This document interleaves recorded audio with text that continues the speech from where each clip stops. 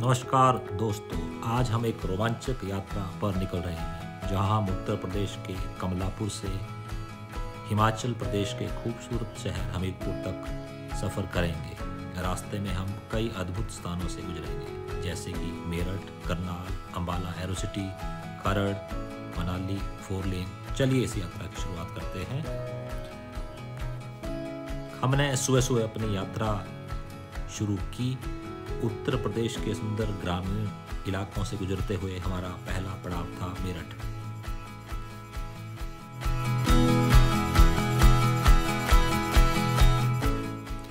कमलापुर उत्तर प्रदेश राज्य भारत के सीतापुर जिले में सिधौली तहसील में एक छोटा गांव है या मोहौली पंचायत के अंतर्गत आता है या लखनऊ डिवीजन से संबंधित है। यह जिला मुख्यालय सीतापुर से दक्षिण की ओर 25 किलोमीटर स्थित है। राज्य की राजधानी लखनऊ से 58 किलोमीटर है। कमलापुर का पिन कोड 261302 है और डाकघर का कार्यालय कमलापुर है।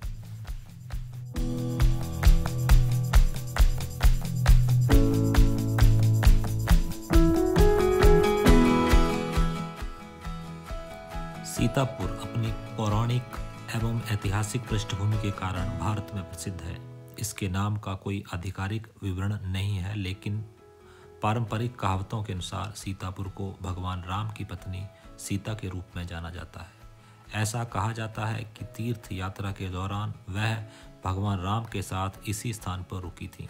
बाद में राजा विक्रमादित्य ने सीता की याद में इस शहर की स्थापना की और इस जगह को नाम दिया सीतापुर।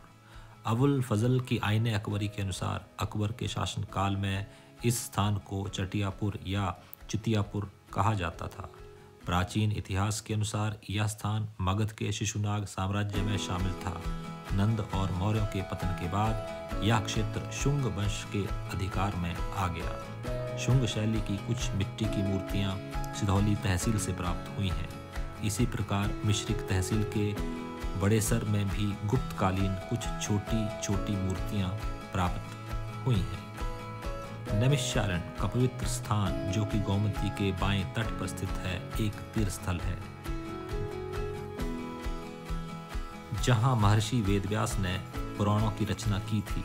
उत्तर वैदिक काल में एक विशालकाय विश्वविद्यालय के चिन्ह मिलते हैं जहां 58,000 ऋषियों ने शास्त्रों का ज्ञान प्राप्त किया था। शौनक जी इस विश्वविद्यालय के कुलपति थे। वनवास के दौरान पांडव नैमिष आए थे। भगवान राम और सीता ने रावण की मृत्यु का कलंक धोने के लिए इस पवित्र स्थान पर स्नान किया था। ऐसा कहा जाता है कि सीता ने अपनी पवित्रता स्थापित की और नमिष की पवित्र मिट्टी में समाहित हो गई। सीतापुर जिला राजनीतिक दृष्टि से सदैव जागृत रहा। 1857 के प्रथम स्वतंत्रता संग्राम में इस जिले ने महत्वपूर्ण भूमिका निभाई है। 1857 के दौरान आर्य समाज एवं सेवा समिति ने जिले में अपने संगठन स्थापित किए थे। 1921 में गांधी जी के असहयोग आंदोलन में सीतापुर के हजारों लोगों ने भाग लिया। 1925 में गांधी जी सीतापुर आए और लाल बाग में स्वतंत्रता आंदोलन में सहयोग की अपील की। कई राष्ट्रीय नेता मौलाना मोहम्मद अली, पंडित मोतीलाल, पंडित जवाहरलाल नेहरू भी उपस्थित थे।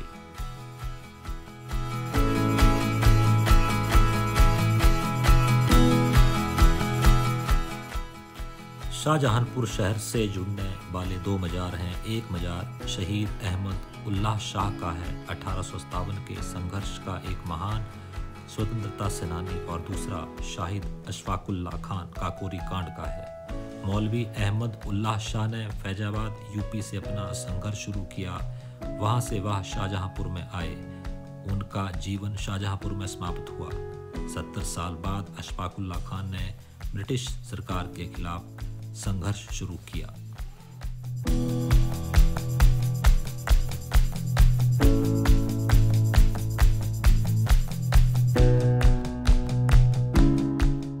शाहजहांपुर ने 1857 के जिला बरेली और लखनऊ के बीच स्वतंत्रता आंदोलन में एक बड़ी भूमिका निभाई। एक समय में दिल्ली से शेखजाद, नाना शहर पहोबा, फैजाबाद से अहमद उल्लाह शाह और बरेली खान से खान बहरूड खान ने यहाँ एकजुट किया और संघर्ष में सुधार के लिए योजना बनाई। दुर्भाग्यवश मौलवी अहमद उल्लाह शाह की मृत्यु ब्रिटिश सरकार ने पोबायन में की थी।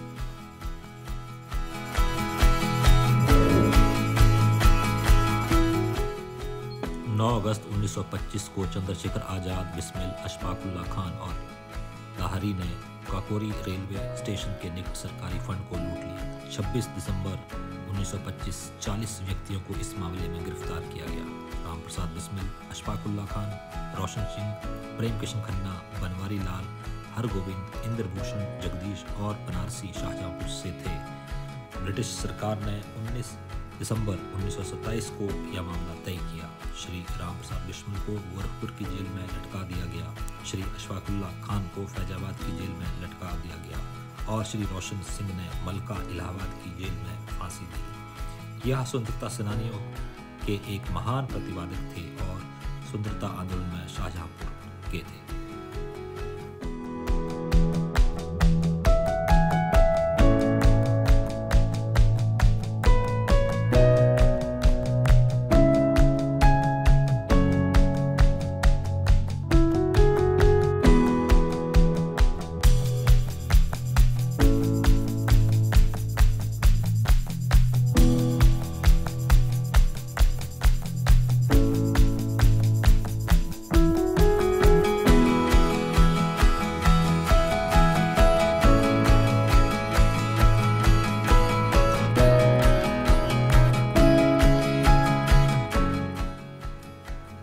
हमारा यह पहला पड़ाव मेरठ शहर अपने ऐतिहासिक महत्व और मिठाइयों के लिए प्रसिद्ध है। यहाँ रुककर हमने थोड़ा नाश्ता किया और अपनी गाड़ी को फिर से ऊर्जा के लिए तैयार किया। मेरठ में ही रुककर कुछ देर शॉपिंग की हमने लाल बुक डिपो के आसपास और कुछ पुरानी यादों को ताज़ा किया। मेरठ से निकलने के बाद हरियाणा की ओर सफ़र शुरू हुआ। रास्ते में हरियाली भरे खेत और छोटे मोटे गांव दिखाई दिए। मेरठ से आगे निकल करके हम शामली होकर के करनाल पहुंचे।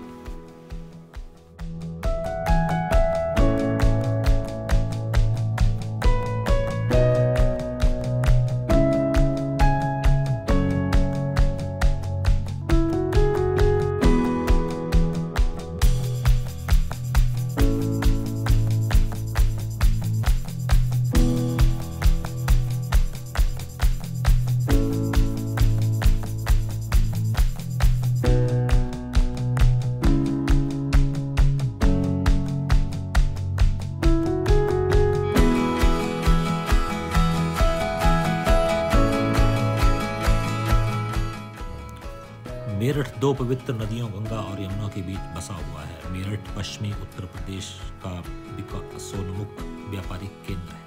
मेरठ के गंगा और यमुना के द्वाब में स्थित होने के कारण वैदिक काल से ही मानवीय क्रियाकलापों का महत्वपूर्ण केंद्र रहा है। मेरठ का नाम संभवतः मय राष्ट्र से विकसित है और मय का प्रदेश मय हिंदू पौराणिक मान्यताओं के अनुसार असुरों का राजा था। उसकी पुत्री मंदोदरी रावण की पत्नी थी, जो कि रामायण महाकाव्य में राम के विरोधी के रूप में था। महाभारत काल में कौरवों की राजधानी हस्तिनापुर थी, जो कि वर्तमान में मेरठ जिले के अंतर्गत आता है।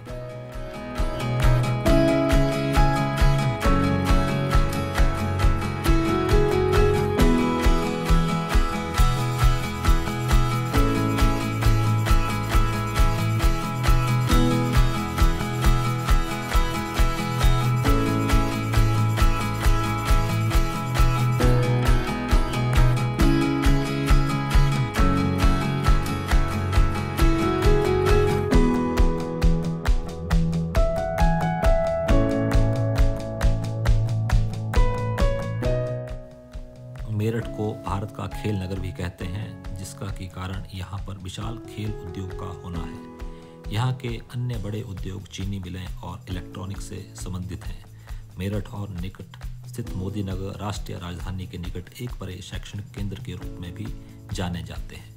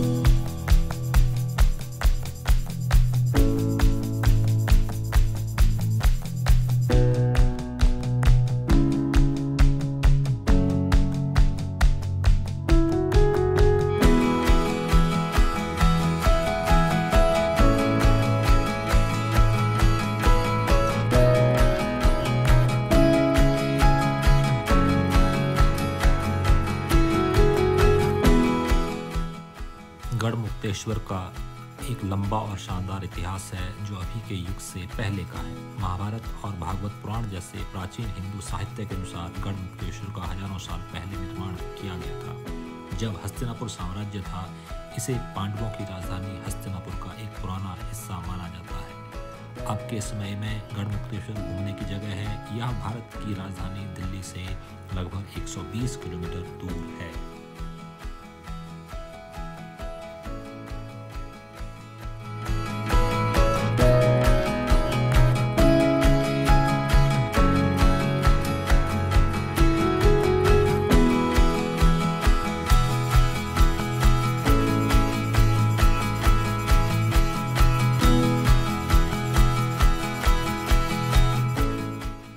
करनाल, जो अपनी कर्ण झील और स्वादिष्ट मक्खन के लिए प्रसिद्ध है, हमारा अगला ठहराव था। हमने यहाँ चाय के साथ मक्खन और पराठे का आनंद लिया।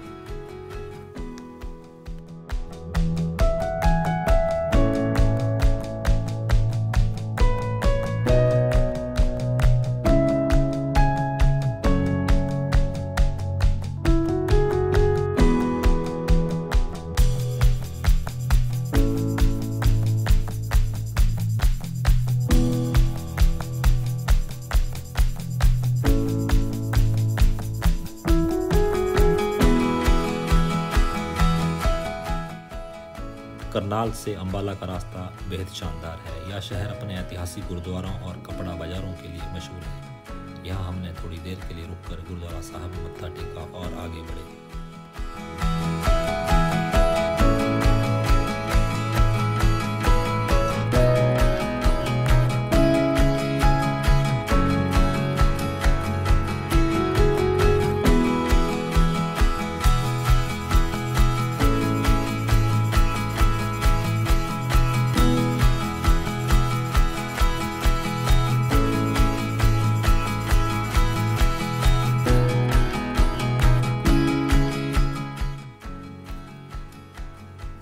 अंबाला से एरोसिटी रोड पर पहुंचकर सफ़र और भी मज़ेदार हो गया। हाईवे का यह हिस्सा बेहद सुगम और सुंदर है। इसके बाद हम खरड़ पहुंचे, जो चंडीगढ़ के पास स्थित एक तेजी से विकसित हो रहा शहर है। यहाँ हमने एक रेस्तरां में लंच किया और थोड़ी देर आराम किया।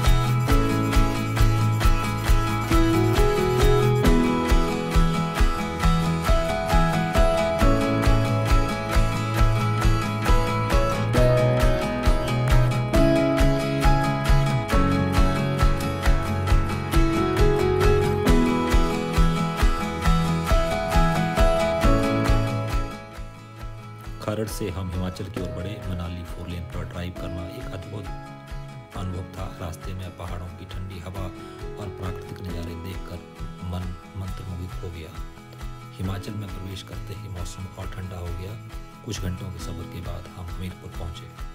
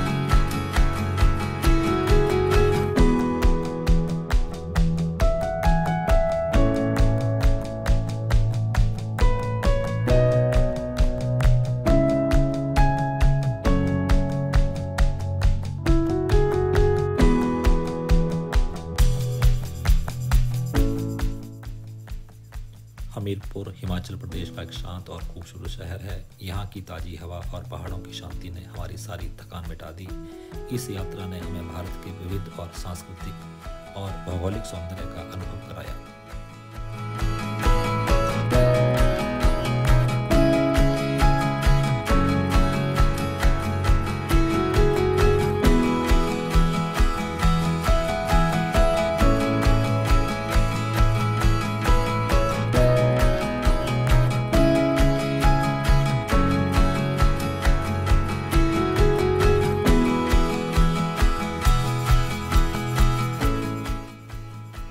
दोस्तों, इस सफ़र ने हमें सिखाया कि जीवन भी एक यात्रा की तरह है, जहां हर पड़ाव का अपना आनंद और महत्व है। अगर आपको यह ब्लॉग पसंद आया हो तो इसे ज़रूर शेयर करें और हमें बताएं कि अगली बार आप हमें किस यात्रा पर ले जाना चाहते हैं।